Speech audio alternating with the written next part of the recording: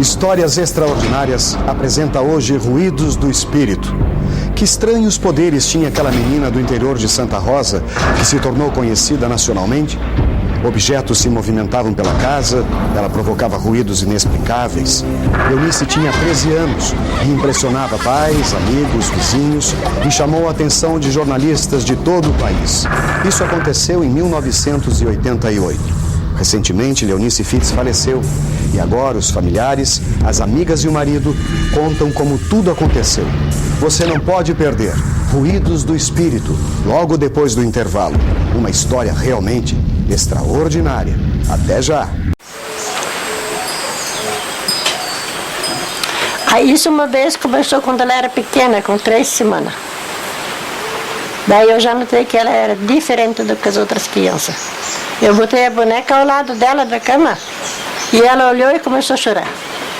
Daí eu peguei, tirei a boneca, ela abriu os olhos, olhou e ficou quieta.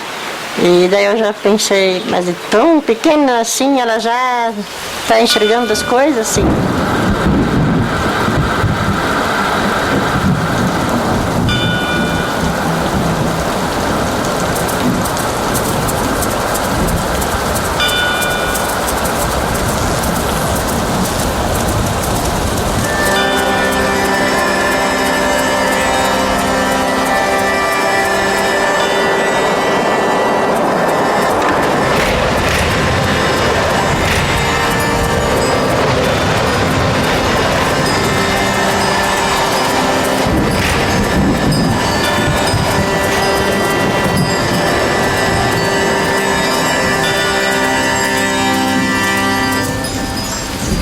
Ela saía bastante. Gostava de sair e brincar com as outras crianças. Gostava de tudo, assim, ela. Tinha muitas amigas.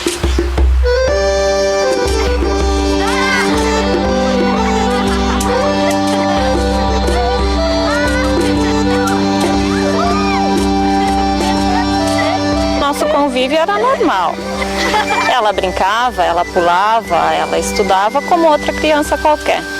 A gente voltava caminhando a pé para casa, conversava da vida dela, da nossa, né? O dia a dia. E num dia desses ela começou a contar para nós de coisas estranhas que começaram a acontecer na casa dela, com ela. Batidas na parede e pedras rolando quando ela caminhava e chinelos andando, vassouras voando, e era isso que ela falava.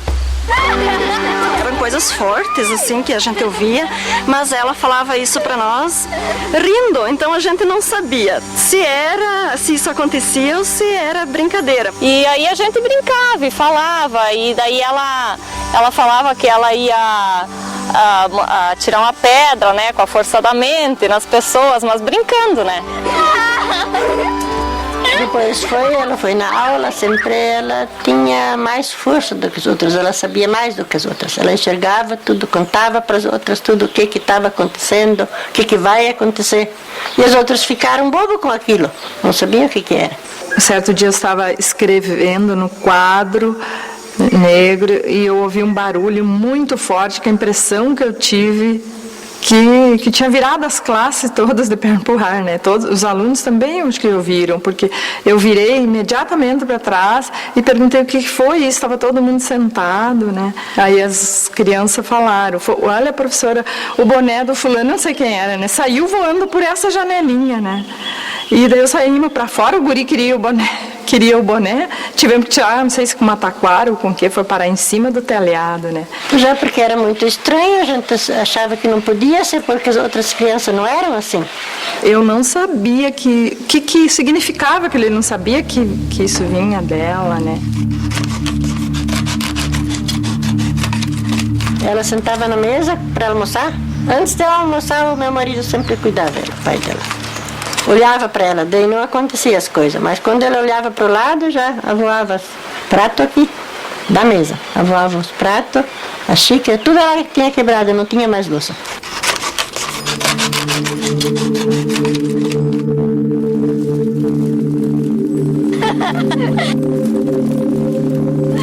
E a gente achava no início, as primeiras vezes, dos primeiros relatos dela, que era uma brincadeira dela com nós. A gente não levava muito a sério na hora. Chegava em casa, falava para os nossos pais, eles diziam, não, é uma brincadeira dela com vocês. A gente nunca tinha ouvido falar em fenômenos sobrenaturais, a gente achava que ela estava mentindo. E a gente dizia, meu Deus, por que ela faz isso? Por que ela conta essas histórias? Essas mentiras, na verdade. Eunice, não me pega! Ah, eu vou pegar sim! Não vai não! Você não vai pegar! Até que daí ela tinha 13 anos e daí piorou as coisas. Daí ela começou a mover todos os móveis e tudo. Perguntava toda a área. Eu tirava leite e trazia para dentro, ela derrubava o leite. A época que aconteceu esses fenômenos, chamados de fenômeno, né, que ficou bem forte, ela parou de vir na escola.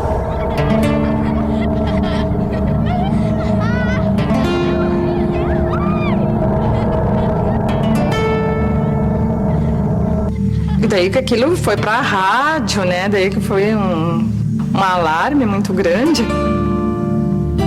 O pai dela veio procurar um dos nossos repórteres para falar sobre o que estava acontecendo dentro da casa dele, a respeito da situação da filha dele, no caso a Leonice Fides.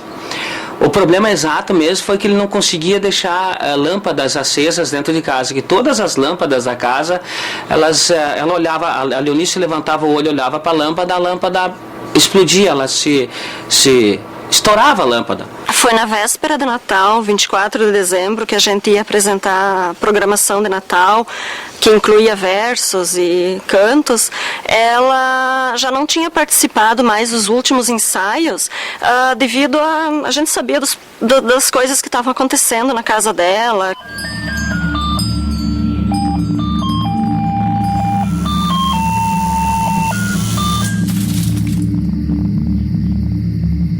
Ela olhou para a fluorescente e ela quebrou.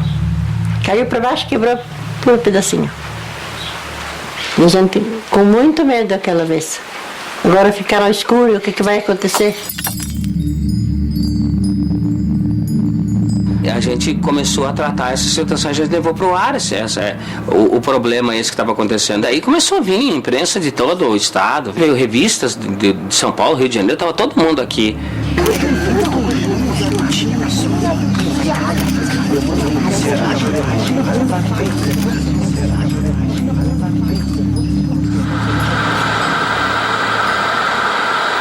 Leonice Fides tem 13 anos. Os lençóis da cama da menina se movem para baixo dela.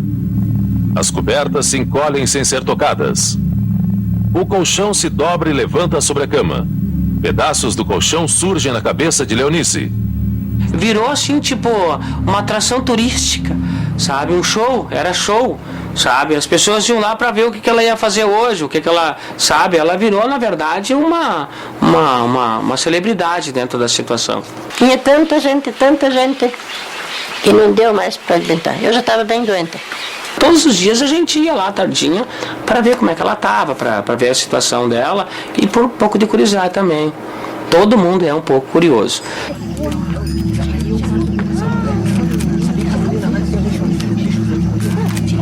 Daí um domingo nós saímos para não enfrentar toda a gente, daí eles entrarem dentro da janela do quarto.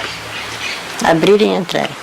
Para ver se a Leonice estava aqui. Teve um certo momento assim que ela disse que isso já incomodava a família, incomodava ela. Até uma vez a minha irmã foi na casa dela para ver isso, aí tinha uma placa grande escrita, a menina não está. Ela chegou a sair de casa porque eram muitos curiosos querendo ver isso. No começo eu acho que até foi ela achou como uma brincadeira, uma maneira de talvez até de chamar a atenção, das pessoas darem mais atenção para ela, mas que depois eu acho que ela se assustou bastante com tudo que aconteceu. Por fim ela chorava, ela ganhou medo, porque tudo eles davam conselho e ela começava a chorar. Mas primeiro ela tinha alegria, era bonito, mas depois não.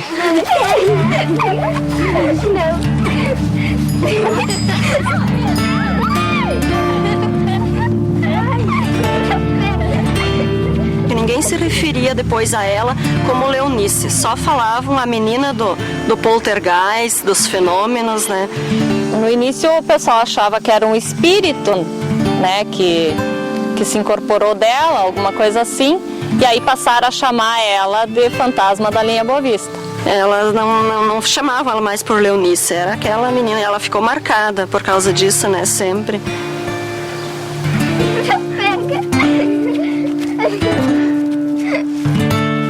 Mas elas também deram conselho para ela rezar bastante, que já era um espírito mau que ela tem. E até que o padre Dino Friedrich descobriu o que era. São fenômenos de telergia.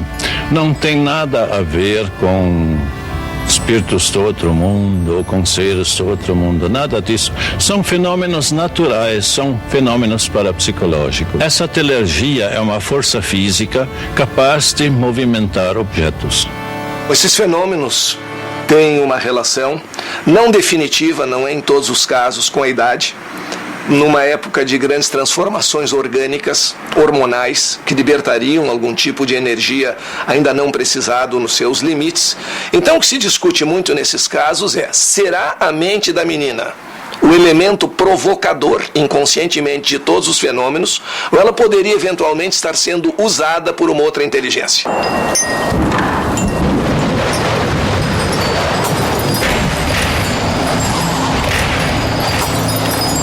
Aí voltou pior. Ficou aqueles arranhões e as batidas também ficaram junto na parede. E se a gente perguntava o que era, aquilo respondia, falava. Não era ela. E a gente dizia, bate uma vez, batia. Bate duas vezes, batia. Bate três vezes, batia. 3 vezes. Parou. Então chegou num ponto que nem ela nem a família aguentou mais. Daí o padre levou nós para Porto Alegre.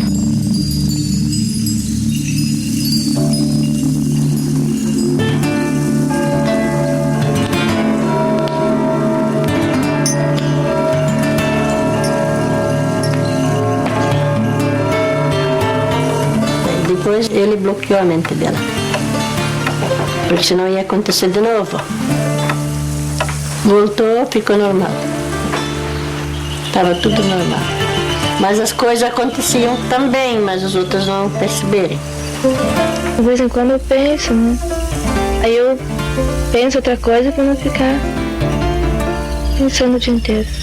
Tem medo que volte? Voltou sim para ela. Se ela queria, ela fazia as coisas, né? Uma vez no mercado fazendo compra, assim, sabe? Ela disse: Armindo, eu fiz uma coisa. Eu disse: mas o que tu fez? Eu abri a casa. Eu disse: mas eu chaveei a casa, né? Como é que tu abriu a casa? Ela disse: não, eu abri a casa e não consegue fechar mais. Vão para casa porque pode entrar um ladrão. Aí chegamos em casa, mesmo a casa estava aberta. Então são determinados talentos específicos que nós trazemos, mas que lamentavelmente nesse terreno da psicobiofísica causam medo. Não é uma coisa normal que as pessoas costumam ver ou passar, né? E para ela foi uma coisa bem forte, e isso deve ter assustado ela bastante. Para uma menina da idade dela enfrentar isso aí, eu acho que não foi fácil, né? Ainda a coisa é vista muito pelo lado do sobrenatural, do maravilhoso, e não com o fenômeno natural que pode acontecer, que faz parte da história da humanidade, que tem fenômenos já bem documentados. Isso tudo poderia ser coordenado, poderia ser bem estudado, para que se conseguisse, inclusive, uma explicação mais satisfatória do fenômeno. Mas, na verdade, principalmente no interior, na maioria dos casos, quando isso acontece, o que se procura é fazer cessar o fenômeno, bloqueia.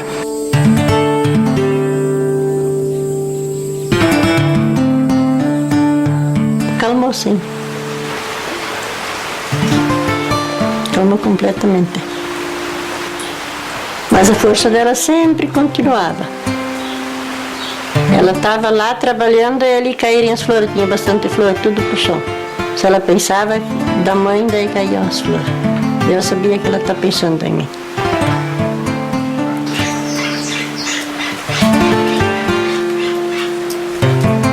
Pois há mais ou menos uns 2 anos que ela estava doente. Câncer ou sarcoma. Mais perigoso que tinha. E faleceu no dia 26 de junho de 2010. Agora ela vai completar 36. Eu acho que é uma coisa assim que eu não tenho obrigação para mostrar para ninguém. Não quero provar que eu ainda faço isso e nem que um dia eu fiz. Mas o que eu fiz está provado, né? Agora eu não gostaria de mexer com isso de novo.